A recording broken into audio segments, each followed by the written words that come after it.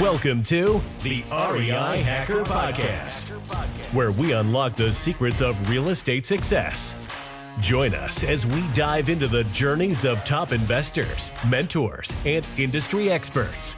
Learn from their experiences and navigate the highs and lows of the investing world. And now, let's hand it off to our host, Benson Juarez.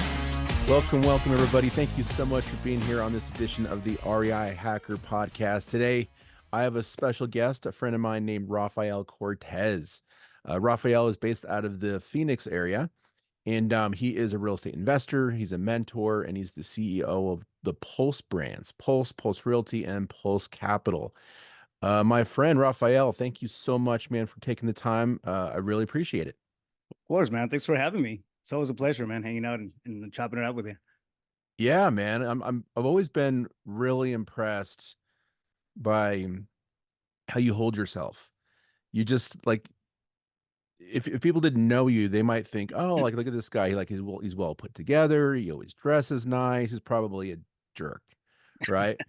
But you're like, you're furthest from that. Like, you're such a polite person. You can tell like you really want to help people. And, from the first time I met you, a couple of years ago now, you've always just been really cool. So I want to thank you for being a cool dude. And congrats to all your success, man. Like you started out young, like 19, your entrepreneurial venture started out pretty young in your life. And you also became a firefighter, which is really cool. My family is in the first responder category too. I was military police. My brother is currently a police officer. My dad was on the force for 33 years. So anytime, you meet somebody who was, first responder or military background, like I hold a lot of respect for that. Yeah, same here, man. I mean, I think it takes a special type of character to spend time, right? And really care and do it right. I mean, I say that not because of me, but because of all the people that I've met through the journey of, EMS and public service. I mean, it's awesome. So yeah. Yeah. And I like that what word. I'm doing now, I'd go back to firefighting. No doubt. Yeah. Yeah. Yeah. I can see you being, an excellent firefighter. You're right. It does take a special kind of person, but like that world too will just chew up and spit people out who aren't really doing it for the right reasons. Yeah. Right. Okay. Like, so if you don't enjoy public service and you become a firefighter because you think you're going to look hot and yellow pants and red suspenders, like probably doing it for the wrong reasons. Yeah. Yeah, for sure. For sure. The calendars are not they're not a real thing. Just putting that out there. Oh, it's not? I was going to ask, like, where's your calendar at, man? Are you going to be, topless, oiled up and wearing a hat and nothing else? January. It didn't hit. It didn't hit. And actually, I see that back there too in your background. You got Yeah. that the jacket back there. Yeah, my That's old pretty gear. cool. My old gear. Yeah, it's one of those things. I mean, I feel like when you get started in a track like that, you can you can leave it, but it doesn't leave you. Like even to this day, which is pretty interesting. It's been what, almost 20 years since the fire department days, and I spent 6 years in there. So I started very early, and a couple of my guys that are my right hand people in my teams, they're still people that I met at the fire department. So they're, one of them is still a captain. The other one left the fire department a while back, but you build those relationships, and I feel like it's like any other industry, right, where you really care, where you go deep on those relationships, and especially because you get exposed to a lot of stuff, meaning dangerous situations, sad situations, happy situations. The emotional levels fluctuate quite a bit, and I feel like that creates stronger bonds between people, so that carries on for a long time. I mean, it's a cool byproduct of I feel like that type of industry. Yeah. I think you're right about that. Like those, high emotion situations really bring bonds together. Yeah. And a lot of it's like subconscious. Like you don't know why you really like have these bonds with people, but those emotional events. And I can imagine you said 6 years you did it. Yep. That like, there was a lot of situations there where like it was you and like the guy who had your back, right? Like to take care of you. Like you really have to rely on people and your life depends on it. Yeah. Yeah. And I think that carries through. I mean, I learned a lot of stuff in there. And when I launched my first business, I was still at the fire department. But when I launched it, I brought a lot of the learnings from there onto to like the biz ops side, right? Like for example, SOPs, standard operating procedures. I got methodical about, compliance, quality control, and that type of stuff. But that's because I saw it somewhere else. Yeah. So it's when they say the fire department culture, it truly is a culture. It just teaches you to think I feel like in a different way. And especially I got exposed to it very, very early on. I mean, I was in the academy at 18, got hired right out of the academy. So right away, I got put into like these situations where we're like, man, I'm 19 years old and I'm dealing with this crap. Oh And yeah, you're not even old enough to drink, yeah, but you're out exactly. there, helping to save people's lives. Yeah, exactly. Triaging situations and stuff like that. So I feel like it's like an awakening, right? But it builds that thicker skin. It just creates, builds character. I feel Yeah. like that's what it does. At least that's what got me through. And my captain used to repeat it, time and time again. Like I would tell, we'd be doing like yeah, I don't know, something, detail on an engine or something like that I felt was overkill. They're like, yeah, builds character, builds character. Everything was builds character, and I feel it's Right. one of the biggest lessons that I've carried with me. When I come across something that is like, it's not ideal, it builds character. Yeah, Yeah, and it wasn't just a talking point too, right? And like when we're young, we think we know better, and we're like, oh yeah, this old guy is just like talking out of his, what.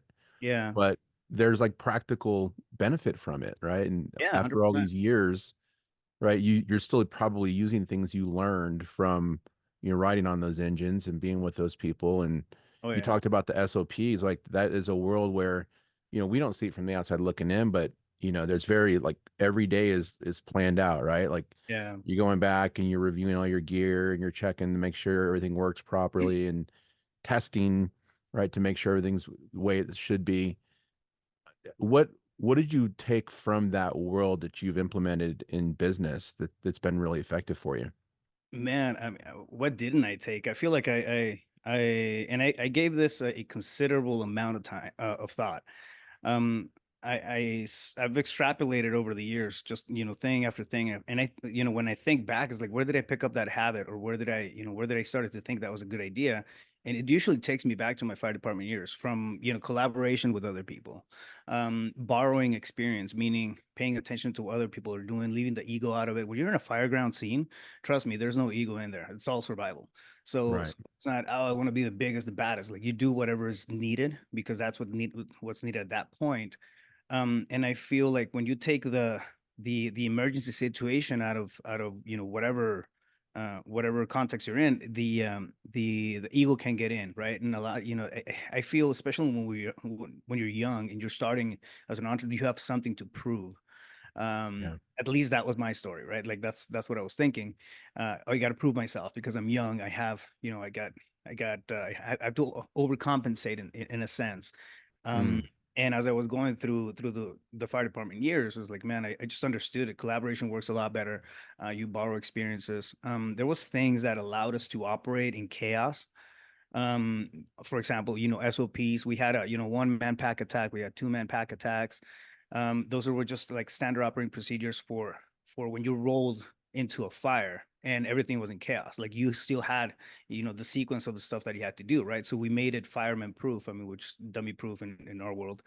And yeah, it's fireman proof.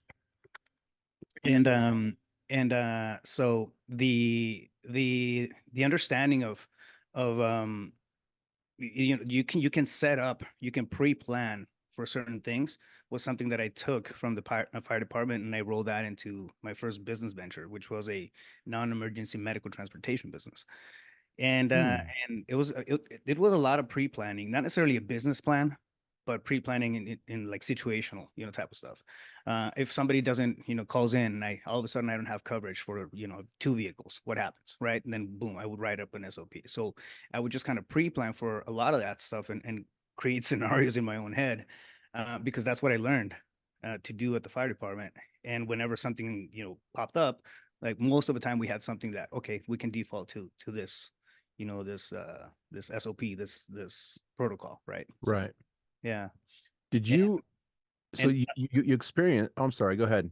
No, and up to this point, I mean, it's something that I am, very consciously aware of. So still do it, Oh yeah. on a daily. So So you had the chance of experiencing both worlds, like there's nothing wrong with, the 9 to 5ers, right? Like it's a way of surviving in this world and earning income, trading time for pay and, just living the American dream, right? Like it's a yeah, pretty yeah, cool thing that we have that opportunity, but we also have the opportunity to work for ourselves, which is really cool. I mean, there's a lot of countries in this world where they don't support entrepreneurism, and that, as Americans, we have that right here. And so yeah. you chose that path. What was it? Like, did you just not enjoy the 9 to 5 work as much, or you just saw the money and that's what attracted you to entrepreneurism? No, I think I've always had an itch for doing my own stuff. Yeah. Not that I'm rebellious and I can't follow directions when I have to, but I've always had a the what if question, right? Well, what if I were to do this, and what if I were to pan out? What if I were to try this out? And usually, what that entails is pushing the envelope on certain things, right? And sometimes, man, it's just you just get an idea, and the itch is like it's strong enough, right? That you just got to scratch it. And to me, it's pretty funny how it happened actually. When I was growing up, I'd be the kid that would do like side jobs to make money for candy and stuff like that. So I would take something and then sell it whenever I felt I had no use for it, and I would monetize it and then go buy something else. So I was always thinking that way, and I come from a very humble family, grew up in a mobile home, and we didn't have a lot of money growing up and that kind of stuff, so I had to make ends meet and be creative about stuff. One day I'm sitting down with one of my captains, and we were at Applebee's. Um, and um, and the idea pops up is like we have a lot of time in our hands because we work 24 on, 24 off, 24 on, 24 off. And I was like, yeah, that's right. And at that point, I was thinking, like, man, I feel like I get antsy when I'm off shift. So I'm always calling in to put in overtime. So I'd be off shift and I'd be a guy that would, stay for another 8 hours. And they would literally tell me, no, go home. Like, you can't do overtime anymore. I was always there. Like, and so he plants this seed, and he had a lot more experience than me and everything, and I think his business acumen perspective was way more developed than mine, and and he goes, one great idea would be a funeral home. Another one would be a transportation business. So we started just kind of bouncing around ideas, and this is, two guys. Well, there was about I think 4 of us at the table, but we started just kind of bouncing ideas on those businesses, and it just like I took it, man, and like, yeah, he's right about this. So I started the next day. I called into the Small Business Administration and like, hey, how do you start a business? So they gave me some tutoring, some direction, right? And I started just doing some research on my own. Fast forward, now he has three mortuaries in funeral homes in Yuma. I built that business. I sold it in 2015. I did pretty good on it, but during the interim, it's when I got into real estate. So planting the seed is, I think it's an important thing. It's something that I try to do consciously now on a regular basis. Just some people will take that and water it and do something amazing with it, right? And some people just, they'll waste their time and not do anything. The wishful thinking of I want to do something, I want to do something tomorrow, today I can't because this and that. And then you have some other people that will take it and run. And I think in our situation, I mean, he went with it and I went with it, and we just kind of panned from there. But that was the seed really that got me seriously thinking about what if I were to do my own thing? What if I were to launch it? And what happened? It became a conflict of interest with the fire department because of transportation. I was transporting non-emergency medical people. So people to and from medical appointments in wheelchairs and stretchers. So that was part, it was like a very small leg of what our fire department was doing. But they would pull ambulances out of emergency traffic to go do like a dialysis run, right? Because they had nobody to come in and then take a wheelchair or take a stretcher. And that's kind of where we're gonna. I just saw the opportunity to start chasing the dollar. Really, it's kind of how it happened. There was no passion, like this is my purpose. This is the behind it. It was like, oh shit, it sounds like a good idea. Let's let's give that a shot. Yeah, and there was a problem. right? Yeah. Obviously there was an issue there that you were able to solve.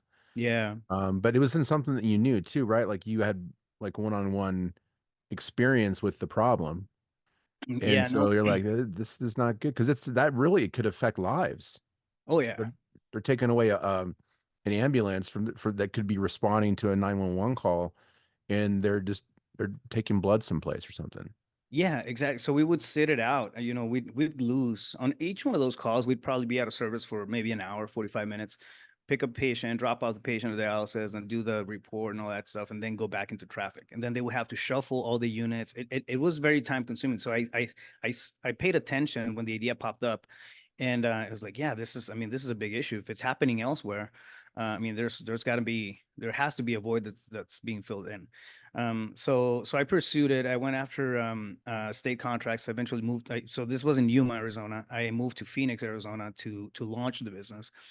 This is after I had conversations with the fire department, HR, and all that stuff. It's like it wasn't gonna pan out. They told me to cease and desist because it was a conflict of interest. I was like, not gonna happen. So that's when I stepped down from the fire department, and I mean, at that point, I feel like I burned the boat. It's like, all right, now this has Yeah. to work. It has to work. So yeah, I mean, pretty interesting times. I went back to working construction at that time. So I was working construction in the mornings, getting off my construction job at around 1 p.m. and then working on the transportation business to launch it. So that kind of went on for about a year until I got some traction, landed a few contracts, and then finally just kind of started picking up. So So you yeah. sold that company? Yeah, I did. That's awesome. Who's in the business of buying transportation companies?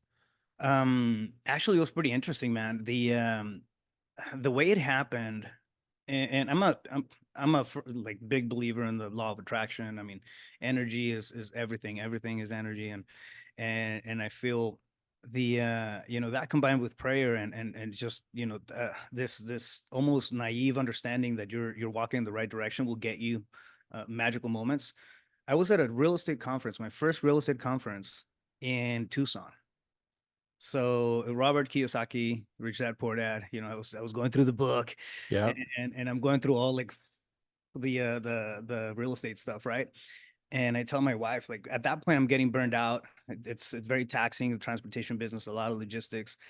And I had, I think at that point, what, 30 plus vehicles, 40, 46, 48 employees total. So I grew it from me buying a vehicle at an auction to launch it to that kind of business through a period of 7.5, 8 years. And I tell my wife, like, I'm beat, I'm tired. Like, this is to me, not want to show up to work. It's a very like big red flag, right? I'm always excited. I'm the guy that wakes up with rainbows and super positive in the morning and all that stuff. And I got to a point where none of that was part of me. And it's like, I need to sell. I need to sell this thing. It's just eating me up alive. It's a lot of logistics. I'm not in my heart's not in it. I'm not excited about it anymore. So I started looking into other stuff. I did a couple of flips. I worked construction, so that, I mean, I knew how to swing a hammer, so I went back to swinging a hammer, and just kind of reinvesting some of the cash that I had at that point. And I'm at a conference in Tucson, and I get a call from this one dude that I met maybe 3 months before. He goes, "Hey, bro, the my biggest competitor. He worked for my biggest competitor. He goes, as of 5 p.m. this afternoon, that company it's out of service. It's closed down. It's shut down. They had a big insurance thing, a problem, so they can't get covered by insurance anymore. And if you don't have insurance coverage, none of the contracts will take you. So you lose the contracts. You lose like you have to have insurance. So I was like, wow. And this is me, dude, like sitting in a conference, a 3-day conference. It was like a Friday at noon, right? I step out and I call him back. And it's like, so what's this? What are we doing here? Like, what's a call for? I at 10 a.m., if not earlier, like I told my wife, I'm selling the business. Like this is it. I'm seeing a lot of stuff. I feel it is like, I don't know, I'm selling the business. And this guy calls me at noon. That's how wild it was. So he goes, well, either hire me or sell me the business. I was like, okay, what do you need? He goes, right now I have 6 contracts that are just kind of floating around. I have no way to place them. You know, I don't know what to do with them. I just, you know, let me place those with you and then we'll talk it over. I was like, all right, cool. So I called my director of operations, like, hey, this guy's gonna call you right now, give him whatever he needs. And we'll chop it up on Monday. I'm off the grid until Monday, but give him whatever he needs, and then we'll see how the pieces land. When I got back on Monday, I had all those contracts that were highly coveted, so the value of the company, you know, grew. Basically, I acquired the client base of my biggest competitor over a weekend, and we cut out an agreement, and he ended up, you know, buying the company from me. So it worked out well. The guy doubled it. I mean, he's doing really good. Company's still rolling in town. So I launched that in 2007. Wow. So it's pretty cool to see it going out, about Phoenix and all these vehicles out there. So yeah, it's a pretty wild story. But sometimes, man, just shoot from the hip. Oh yeah. But you didn't hesitate either, right? Like you were like, "Oh, this is the opportunity." Did you at all think like maybe I can just keep like, 20%, right? I, And just get residual or I wasn't smart enough. mm, I didn't know what I didn't know. So I'd never sold a business before then. I'd always been, and I wasn't on any mastermind group. I didn't have like power team players, people that I could lean on. I was an island throughout that whole mm, time. And you know how we have, I mean, heck, we collaborate a lot. It's amazing. I mean, through the family mastermind group, alone, right? We get so many golden nuggets, so many ways of, you know, coming out on top on so many different situations. If I had something like that, I would have kept the equity in the business and knew how to structure it.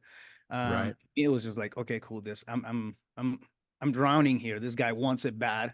I want to do good by my employees. So I did cut out a deal where all the employees, I mean, they kept the roles for a year, and if performance kept up, like they wouldn't fire them. So Mm, I secure them. I secured, you know, the exit and whatnot. But I could have kept equity on it. That was one thing that I kept kicking myself in the butt for. It's like, man, I should have stayed in that deal, but I didn't. I yeah. didn't know what I didn't know.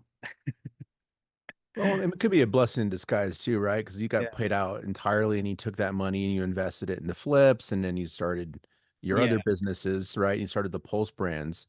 yeah. So what's the transition then from that business being sold to really get doubling down on real estate? So I sat there just kind of contemplating life and saying, okay, cool. I was able to move this. Now I was sitting in a good financial situation, unlike when I started. And I like I felt like real estate was the next thing, right? Because I went to the conference, I read the book, I drank the juice, and it's like, okay, this is it. And there's so many different ways. One thing that I did understand early on was like there's so many different ways to play in real estate. You don't necessarily have to just do you know, traditional, you know, transactions, right? Like if you're an agent, it's probably like step one to getting into real estate, and that's what everybody kind of sees. But there's so many different ways as you dive deeper into it, and the investment side and the flip side. Then you have the money side. I mean, so many different things that it just kind of got, um, you know, bits of, and you know, little bits of tastes at the beginning of it. And I was like, all right, cool. So I made up my mind. It's gonna be real estate somehow, some way. I signed up for a couple of email lists. I started listening to podcasts on real estate. I found Todd Tolbeck's podcast. That was the first podcast I ever listened to in the space of real estate. And on one of the episodes, Sean Terry pops up, Mm, and he's like, "Oh, this guy's on it. This guy's solid. Like he sounds like he knows what it's talking about." So he had a podcast, and I started listening to his podcast. And somewhere in the podcast, he mentioned that he was out of Maricopa County. So I was like, "Oh, he's in my backyard," and I signed up for his email list. He sends out a few months later, he sends out an email looking for an acquisitions rep. Like, well, I haven't really done acquisitions, but I mean, how hard can it be? So I applied for it. I applied for it. Fast forward about 3 months or something, I get a call from Sean.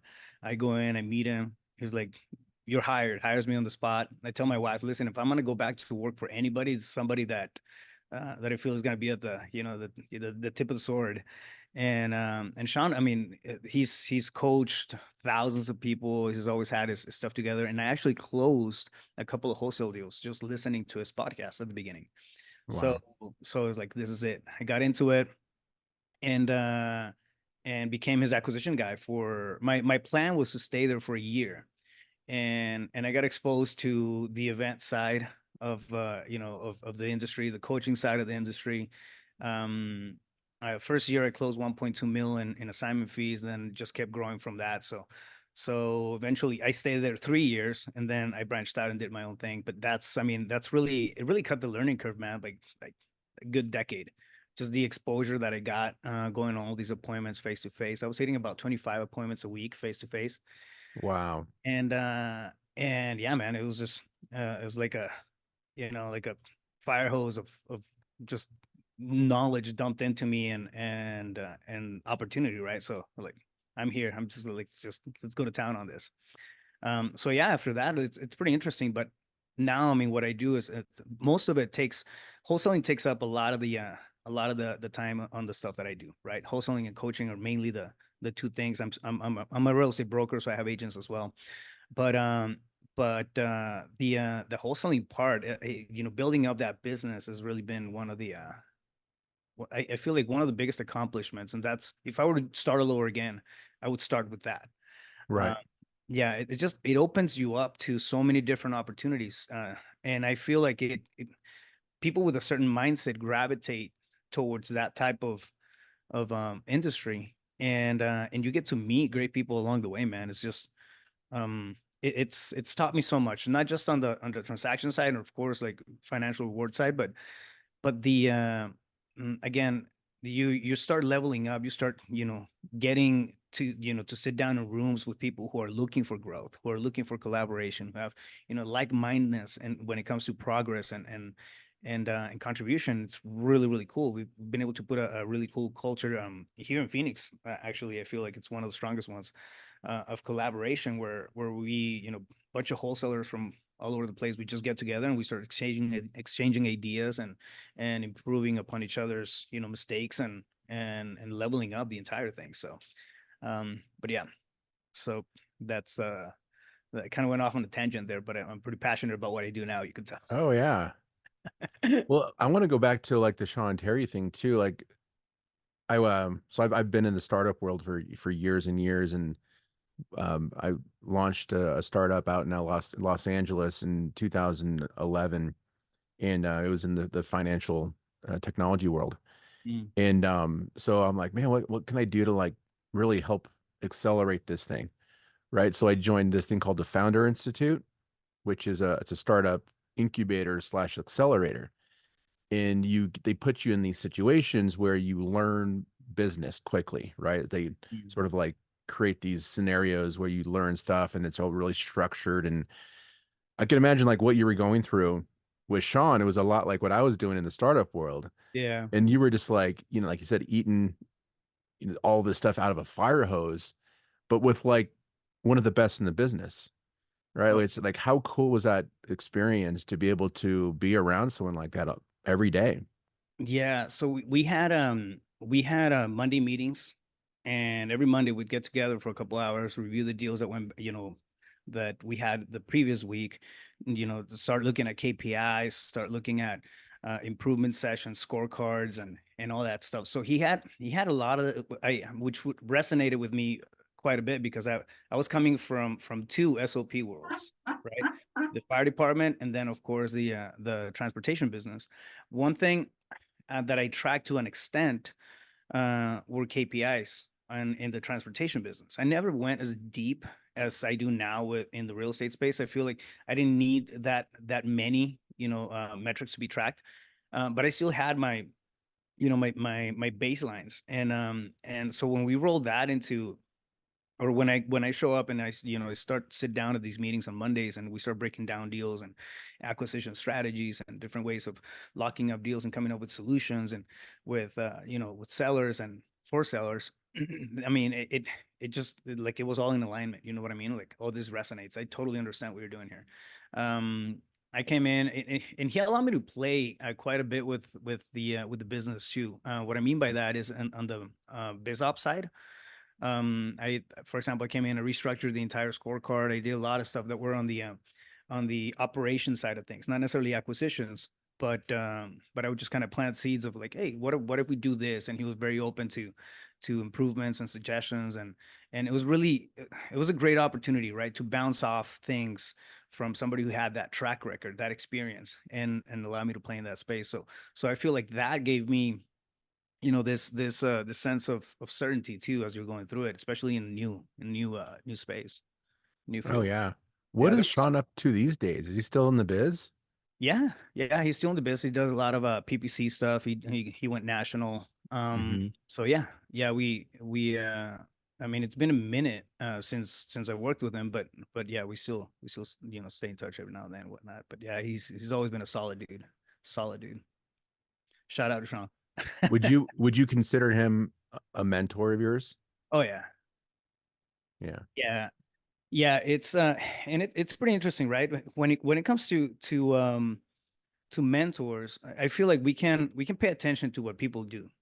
I had some mentors also, like in the fire department. I mean, they didn't even know they were my mentors, but I would just pay attention to what they were doing, right? Mm. um and it's not necessarily that they're gonna handhold you through the entire process, but you can pay attention, you can borrow their perspective, and what would this person do? Ask yourself that question. If you look up to somebody who's very sharp, very smart, very experienced, a lot of times I feel like you can put yourself in those shoes and just kind of see things from their vantage point.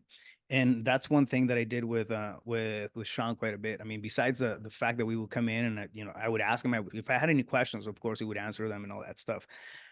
So we collaborated on deals, on improvement sessions, and um and I mean, that was really good. And overall, though, like, it definitely had an impact on my mindset. Definitely had an impact on my confidence as I went into all this. Uh, you know, the I guess the terrain that we're in is very challenging. You know what I mean? Oh yeah. Yeah. So at that point, how old are you when you're working with Sean? 20, what is it? 2014, 29, about 29, 30. Okay. Yeah. So you'd already had a good decade of entrepreneurial Yeah. experience, Yeah. which I is had, really cool. And yeah, you're probably working mostly commission at that point too, but it didn't matter because you just had straight, an exit. yeah, straight 10, straight Yeah. percent in acquisitions. Uh, and yeah, I mean, but even then, you know what I mean? I feel like some people will, if the opportunity is there, like that's all they need. Yeah. Um, and not that I want to get cocky, right? But a lot of times people are just not willing to work, to put in the work, to understand it, give it time to work, and get some of um that opportunity, squeeze the juice out of it. I mean, the I can tell you, man, the first couple months were rough. I just didn't know what I didn't know. I didn't know what I was doing. I remember the first week I went in there, and I get set up on a whole bunch of appointments. I go out there. I come back next Monday with 6 contracts in my hand. This is my first week ever as a acquisitions rep. They all fell through. They were locked high. I was paying retail. I was like stupid offers. I was that guy that didn't know the numbers. It was just I was having Right. really cool conversations with people, and they were signing the contracts, but they were not sellable. Um, so Brandon Simmons, another great dude in the industry, he was doing acquisitions. He goes, "Listen, man, I feel so bad. You had 6 contracts, 5 of them dropped. I'm just gonna, I think I can place one with one of my like VIP buyers. It's a really close friend of mine. I'll see if he'll take." So he was like going the extra mile just to make me feel good about having one contract sold.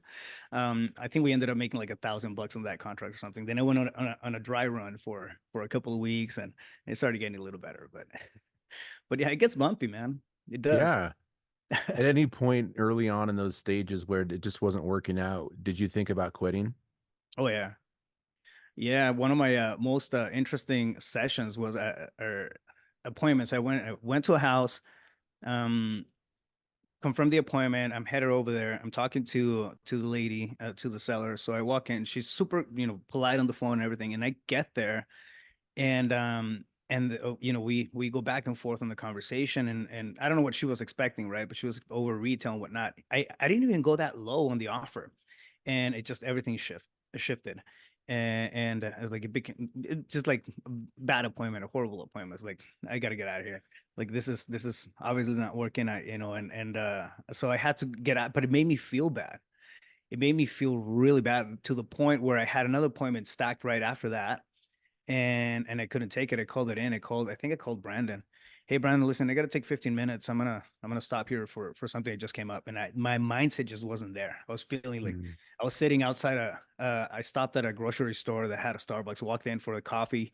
I walked back out to my car, sat in my car for like an hour, I think, just contemplating life. Like, what am I doing?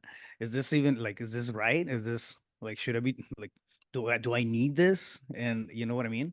So I started just kind of going through this whole um you know mind beating session, and it's like, listen, like I don't even know if this works. At the end of the day, like at the end of the day, I just pulled myself out of it, and I don't even know if this works, because I haven't given it enough time. I have to give it enough time, and I know that for a fact because that's how I felt when I started the first business. I have to give it enough time, for it to work. Then if it doesn't, there comes a point where, okay, it's the crossroads, and you make a pivot, right? But it's not like I'm nowhere near that point yet.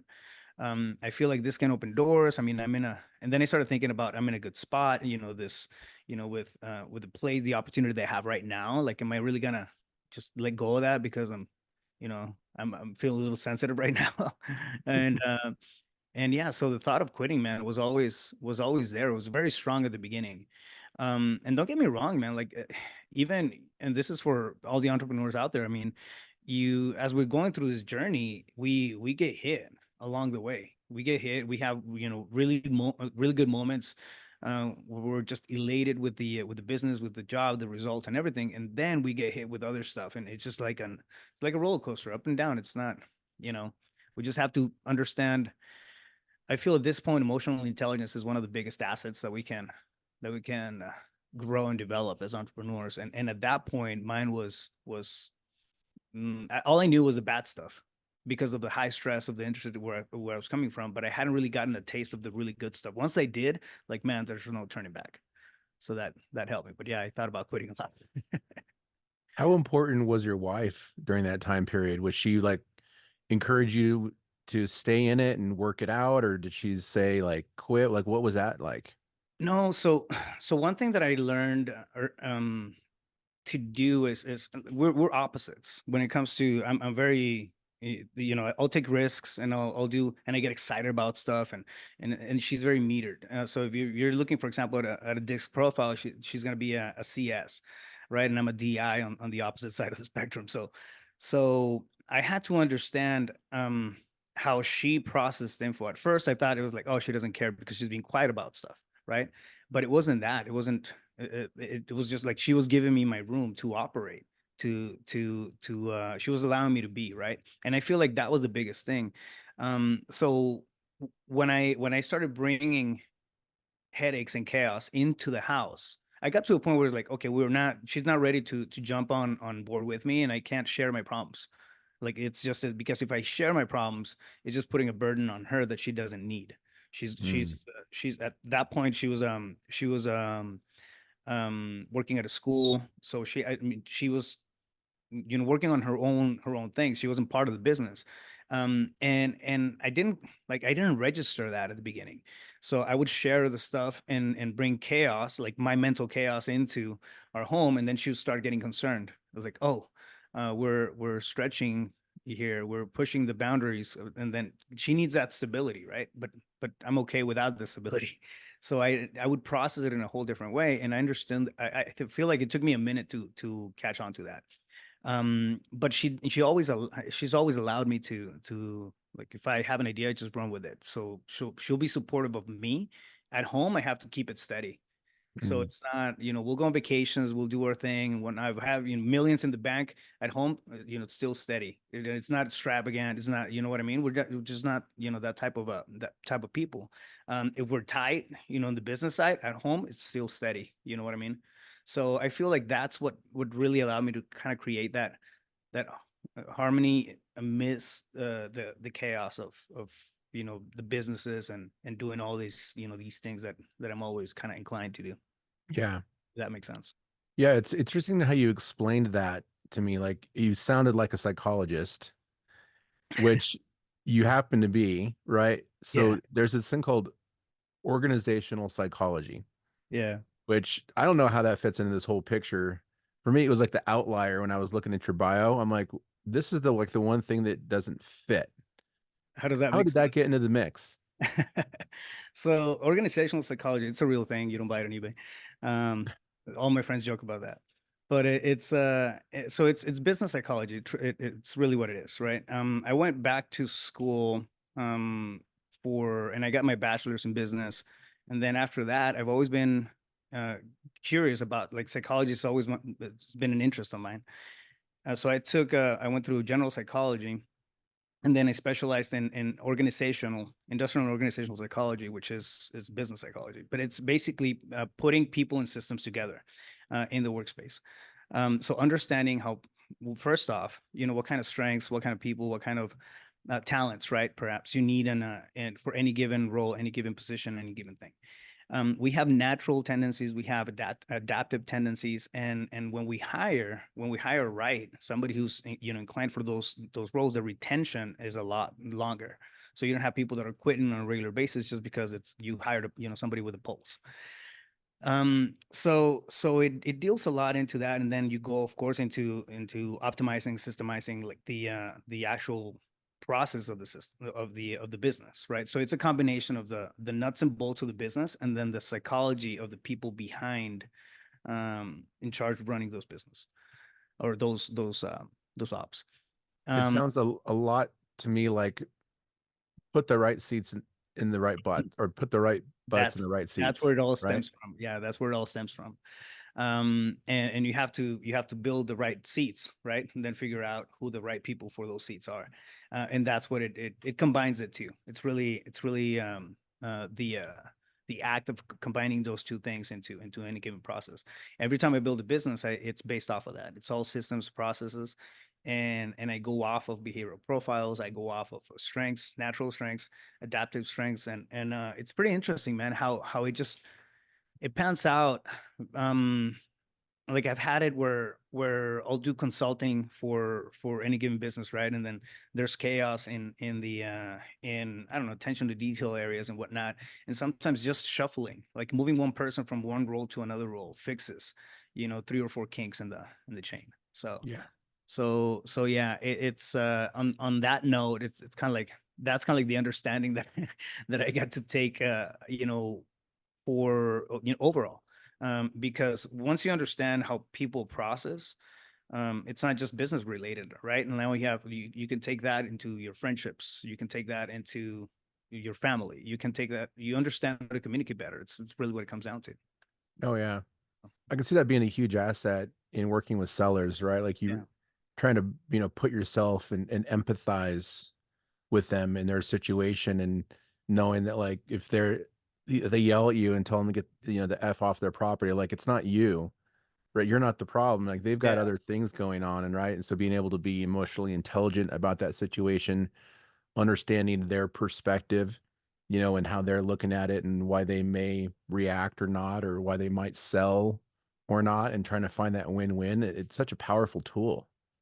Yeah, it's key, and it's not about manipulating the conversations or anything. I think it's always about understanding. So we're, funny enough, man, we're algorithms, and when you're able to just kind of identify somebody, and we do that on a regular basis when we hire. If you have had any personal assessment or behavioral assessment test, that's what's happening. Um, but we're algorithms, right? And then, for example, that if you talk to a certain profile a certain way, or hit a certain tonality or pitch or something, there's going to be a default reaction on the other side, especially when they don't know you.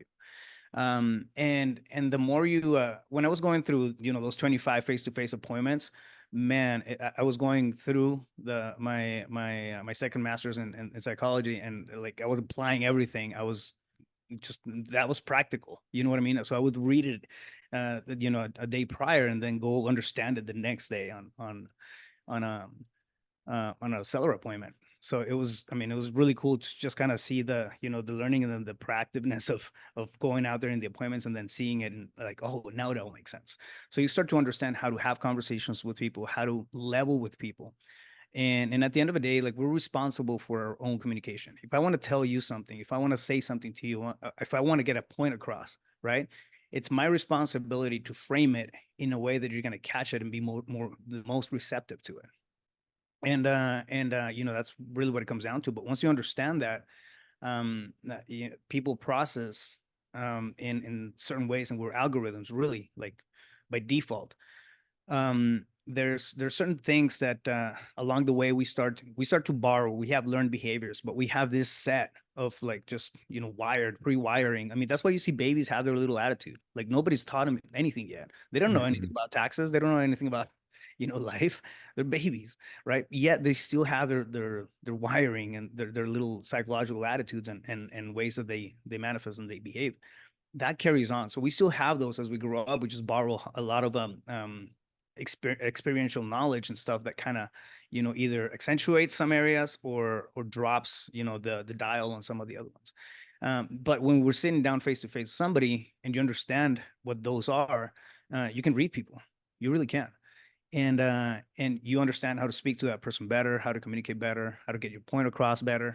And there's no miscommunication. I mean, one example, I don't know if this has happened to me, and it used to happen a lot, it still happens every now and then. I'm not, but I'll be talking to my wife. It's like, it's not what you said, it's how you said it. I'm like, well, I didn't mean it that way. I just, yeah, but your tone, in my head, it's registering as one type of message, and her head, it's the whole different, story behind it. So that kind of stuff. Yeah, that is crazy. I can imagine that's been really powerful too in teaching people in your coaching business, right? Like, you're able to take this experience and this practical knowledge and your degree and all the stuff that you've accumulated over the years, and now you get to pass it on to people who are learning the business and up and coming. You're trying to help them shorten their learning curve and figure out the right way to do things and not make the same mistakes that you made. What is it like for you to be able to teach somebody and then, like, see them, like, close their first deal? Oh, dude, it's my win. I mean, those are wins I have. They're and not that I'm taking the win away from them, but I feel like it's my win. When somebody, I remember closing my first deal, and then thinking, like, wow, I can do this all over again. And then I can turn this into a business. I can actually, get out of the rat race and build something that matters. And it's going to create an impact and a real impact on my family. Like, wow.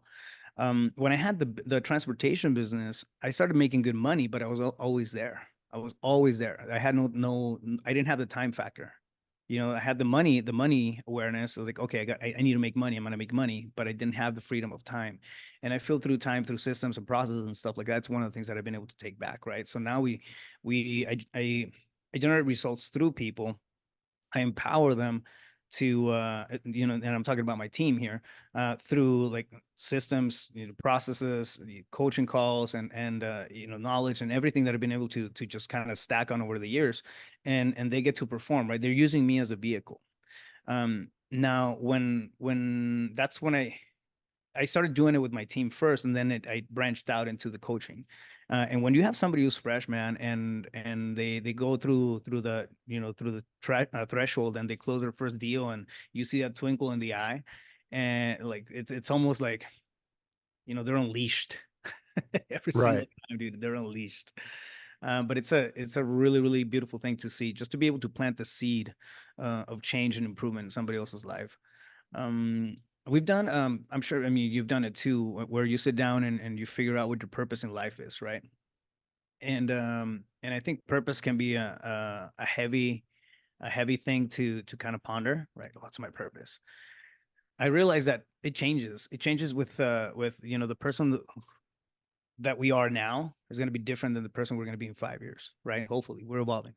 I know that the person I am now is very different from the guy that I was 5 years ago, in terms of goals, in terms of aspirations, in terms of my own limits or mental limits. or constructs. And and I went through it and I sat with it like at this point in my life, and it's been like that for the last 5 years. I think my purpose is to empower entrepreneurship.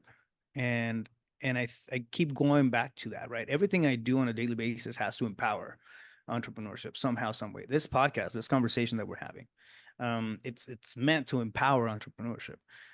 As I go through my business, I'm not in the nuts and bolts of the business because I empowered the team, right? I empowered entrepreneurs in my own business to do their own thing, and come out and perform. We don't micromanage. I mean, it's all based on empowerment, and doing the same thing for students that just grows. Now I'm doing deals with students throughout the country.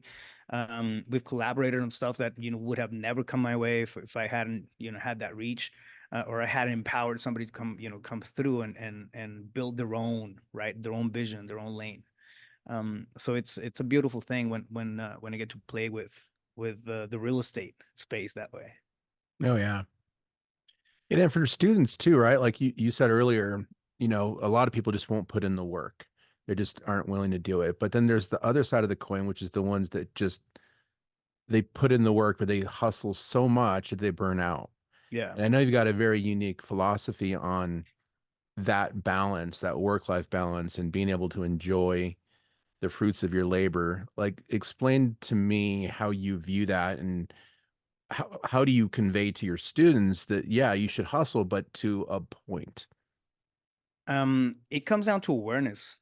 I feel like when we're going fast, you can't focus on anything because you're going fast, right? You can't see the beauty in the road that you're taking. You miss opportunities, you miss relationships, you miss connections. And that's exactly what I did on the transportation business. Man, that business was such a great school for me. But that's exactly what I did. And I did get burned out. I was 26, and I like my dial just went all the way down. I didn't want to show up to work. I'd be like, I would see a phone call from work and I'd be upset. Like, it was just a different type of, like, I totally forgot who I am.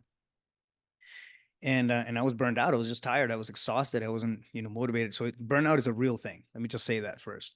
And then one of the things that I started contemplating is like, man, we're achievers. How do I deal with that? I want to achieve, and I want to push. But I'm also human. So I'm gonna burn out. It's not sustainable, right? And there has to be moments of respite and whatnot. So counterbalance to me is a very, very important thing. I don't believe in balance, the balance of things. I think that's a fallacy, especially if you're an entrepreneur.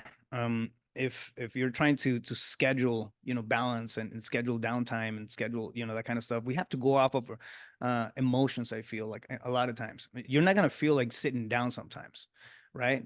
And sometimes you're out and about and you're doing stuff, but you feel like sitting down. You have to be able to just kind of work with yourself, listen to your own mindset per se, and counterbalance based off of that. What I mean by that is I have the tendency when I get super caught up in a project, super, caught up in something new that I'm putting together, or just, I don't know, an issue, right, that I'm working through, I'll lose 12, 14 hours, 16 hours in just working on that thing.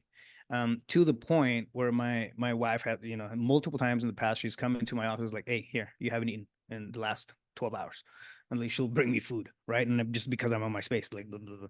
So it's not healthy. It's not I mean, sometimes we have to go into the trenches and work through it, but it's not healthy. It's not sustainable. What's even worse is I'm alienating everybody around me. The time with my kids, the time with my wife, the time, with my friends and family, and the stuff that really matters is I'm setting it aside because of a situation, an issue for the business that I'm creating to have the time for the stuff that really matters. Does that make sense? So it becomes a catch. Oh yeah. Then, like, once I thought about that, about it that way, it's like, man, it feels so important. But at the end of the day, like, I'm neglecting the good stuff, just to fix, some of the stuff here. And I understood that counterbalance was a big thing for me. What I mean by that is, I have a lot of stuff that just takes me away from work. If I don't have any distraction, I mean, right now behind me you can see guitar. You can, like, for example, right? If I don't have any distractions or something, just kind of pull my mind from the task at hand when I need to decompress a little bit, I'll stay on that task. So there has to be something that pulls me out of it. And it's more entertaining to me at an individual level than trying to fix that problem. Does that make sense? So people Mhm. have, I don't know, video games or whatever. I mean, to me, it's been the gym, it's been music, it's stuff like that. But we have to find that thing that gets us out of that trench, because we are gonna hit a point of diminishing results. It doesn't matter how hard you work, you're tired, you're beat, you're not producing, right? And being effective as you should, even with all the time that you're putting into it, because you're tired, you're drained. So understanding what creates counterbalance for me was a big thing. It pulled me out of that daily grind and then back into enjoying things. I know, for example, one key thing, man, if you put me on the beach, I forget about everything. About everything. I won't even check my emails. And it's stuff like that. So I feel embracing that side of us as entrepreneurs, it's part of the overall picture. So I mean, if I could just recommend something out there, find out what your counterbalance is. What is that thing that just puts a sparkle, that twinkle in your eye again, and you just love that space when you get in it, because you're gonna need that for all the other stuff, the nuts and bolts that we go through as entrepreneurs. Man, that's great advice. It's great advice from someone who's lived it, right? You've been through the ups and downs, and you've had, just amazing wins and successes, and so have your students. For anybody who wants to work with you, whether it's from, doing deals with you, right? Maybe they've got a deal that they can't sell, or, something that want to work with on a JV deal, or maybe, students, like, how can people find you? I'm pretty active on social media. So Rafael Cortez, CEO. You can find me on Instagram. DMs work. And also, if you want to find out how to work with me on the coaching program and that sort of thing, if it's a fit, it's reiwholesaling.com. So those two places. Yeah, I'm pretty responsive to. Amazing, man. Well, thanks for spending the time. I really appreciate you sharing all those nuggets, and, your cool past and coming up, and the ups and downs, and, being honest about the times when it wasn't always so good, right? A lot of entrepreneurs are like, they're just putting their best face forward, and they're driving around in a Ferrari all the time, and they never have bad days, right? But the Yeah. reality is that it's hard, right? And you're gonna have hard times, and so we appreciate you sharing that with our audience. And for those of you that are listening, um, please keep an eye out for more amazing guests like Rafael and the REI Hacker Podcast. But thanks again, man, for spending the time. I really appreciate it. My pleasure, brother. Thanks for having me. Awesome. You got it, man. That's a wrap on today's Real Estate Revelations. Thank you for tuning into the REI Hacker Podcast. Remember, every property has a story, and every deal is a lesson. Until next time, keep hacking the real estate world.